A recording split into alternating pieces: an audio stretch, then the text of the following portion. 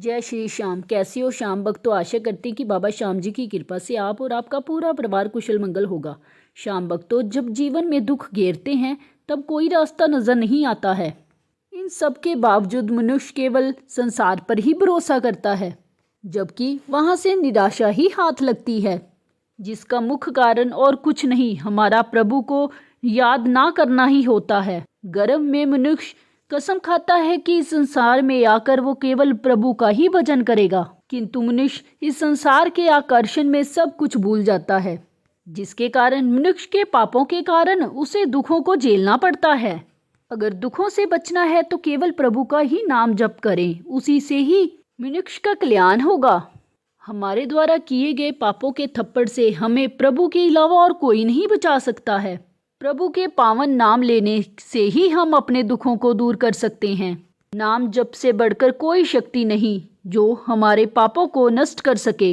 निरंतर ही श्याम नाम का जप करने से आपका भाग्य उदय हो जाएगा। और सबसे बड़ी बात यह है कि आप हमेशा ही पॉजिटिव बातें करें और पॉजिटिव ही सोचें। अगर आप नेगेटिव सोचेंगे तो आपके आसपास नेगेटिविटी बढ़ जाएगी। अगर आप अच्छा सोचेंगे तो अच्छा ही होगा। जीवन के सभी संशय को खाटू वाले के चरणों में छोड़कर केवल नाम जप पर ही ध्यान दें। नाम जप आपके दुखों को दूर कर कर आपके अंदर आनंद भर देता है, जिसको शब्दों से बयान नहीं किया जा सकता है। जब आनंद मिलता है तब संसार बड़ा तुच्छ लगता है। श्याम नाम का जप करो, कल्याण जरूर होगा ही होगा। आज की जो सच्ची कहानी सुनाने वाली हूँ वो आशीष जी की है। इस सच्ची कहानी को सुनने के बाद आप भी जान जाओगे कि जब सारे दरवाजे बंद हो जाते हैं तब ये एक खाटू वाले का दरबार कैसे आपके जीवन में खुशियाँ भर देता है। केवल विश्वास के साथ खाटू वाले का नाम जप और पूजा करें। इस सत्य कहानी को जानने के लिए आप इस वीडियो को अंत तक ज़रूर देखें। आशीष जी ने बताया कि श्याम नाम लेने मात्र से ही आप क्या कुछ नहीं पा सकते हो। ये बात मैंने जान ली है। हमारे संत महात्मा कितना नाम जाप की महिमा के बारे में बता चुके हैं, मगर हम मूर्ख उसे समझ ही नहीं पाए। जब मुसीबत पड़ती है तब इधर उधर भटकते हैं, हर जगह से हार जाते हैं। तब हम इस हारे के सहारे के दरवाजे पे पहुंचते हैं।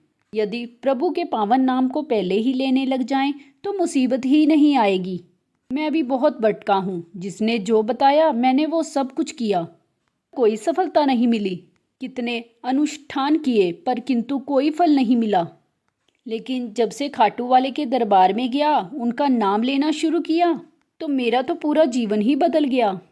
आज जीवन में वो सब कुछ हो रहा है जिसके बारे में कभी सोचा ही नहीं था। आज मेरे अंदर के सभी नकारात्मक विचार नष्ट हो चुके हैं।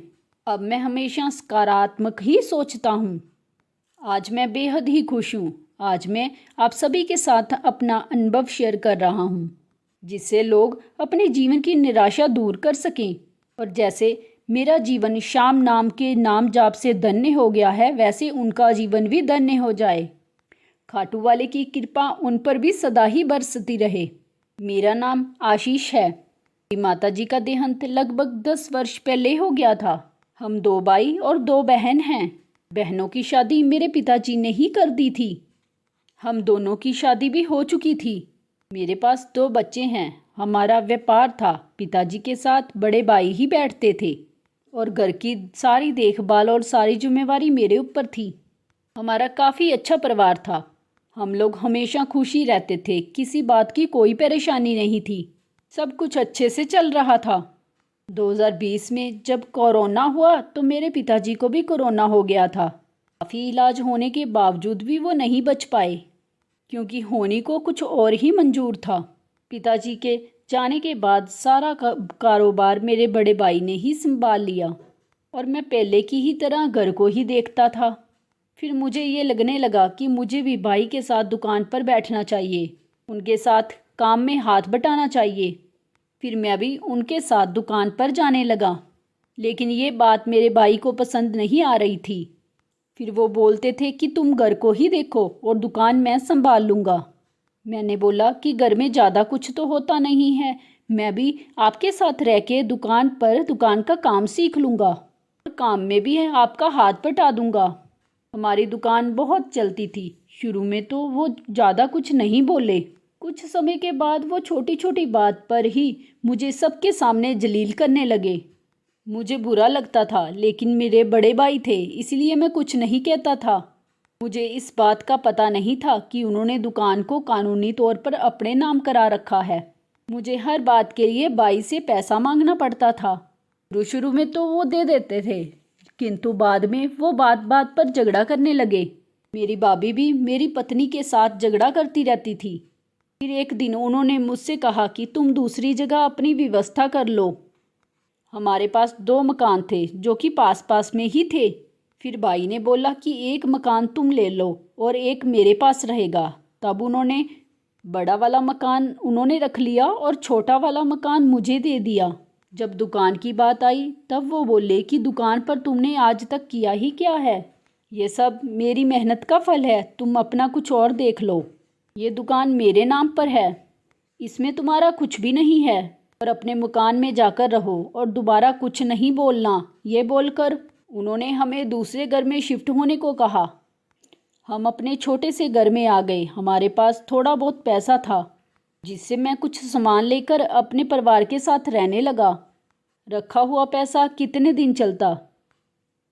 मैं बहुत परेशान रहने लगा। मैं रिश्तेदारों के पास भी गया कि वो बड़े भाई को समझाएं, दुकान में भी मेरा हिस्सा दें, लेकिन किसी ने कोई जवाब नहीं दिया, क्योंकि भाई के पास बहुत पैसा था। उनसे किसी ने भी कुछ नहीं बोला। फिर मैंने सोचा कहीं पर नौकरी कर लूं। अब से पहले मैंने कभी नौकरी नहीं की थी। मैं ज़्यादा पढ़ा लिखा भी नहीं था। जब कहीं नौकरी ढूंढने के लिए निकलता तो कहीं नौकरी भी नहीं मिलती थी। फिर सोचते सोचते मैं डिप्रेशन में चला गया। समझ में नहीं आ रहा था कि जीवन अब कैसे कटेगा।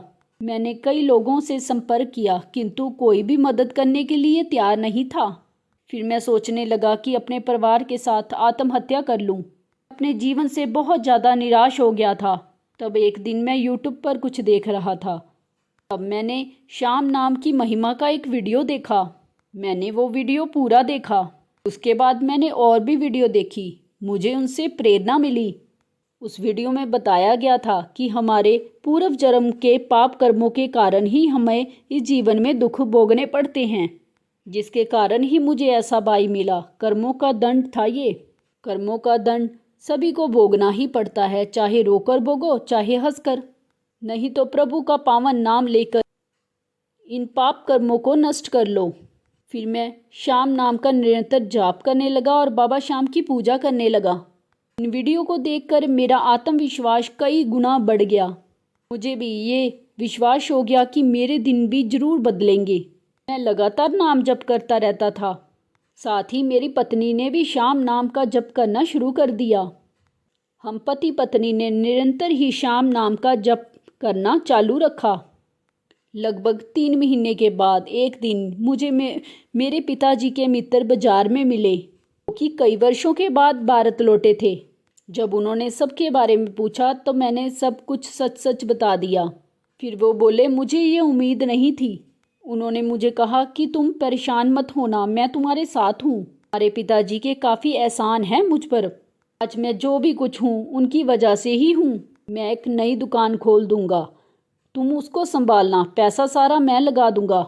जब सब कुछ ठीक हो जाए तो धीरे धीरे कर कर पैसा लौटा देना। मैं हर समय तुम्हारे साथ रहूँगा जब तक तुम मेरे साथ आकर काम सीख लो। फिर मैं उनके साथ काम सीखने लगा और वो मुझे पैसे देने लगे। 1 महीने के अंदर ही उन्होंने मुझे नई दुकान खोल दी। फिर मैंने काम संभाल लिया। ये सब खाटू वाले की कृपा का ही फल था, वरना आज के समय में कौन किसकी मदद करता है। आज मुझे लगभग 6 से 7 महीने होने वाले हैं काम को संभालते हुए। आज मेरा बहुत अच्छा काम चल रहा है। मेरे सारे बुरे दिन दूर हो गए। मेरा श्याम नाम का जप हमेशा चलता रहता है। पैसे आने से बच्चों की पढ़ाई भी अच्छे से होने लगी है। श्याम नाम के जप ने मेरे पूरे जीवन को ही बदल दिया है। जिसने भी सच्चे मन से बाबा श्याम का नाम लिया है उसका बेड़ा पार होकर ही रहा है। आप प्रभु के नाम का जप ज़रूर कीजिए। अगर आपको ये सच्ची कहानी पसंद आई हो तो वीडियो को लाइक शेयर ज़रूर करें, और हाँ, कमेंट बॉक्स में जय श्री राम लिखना ना भूलें। आप वीडियो को लाइक ज़रूर किया कीजिए, इससे हमें मोटिवेशन मिलता है।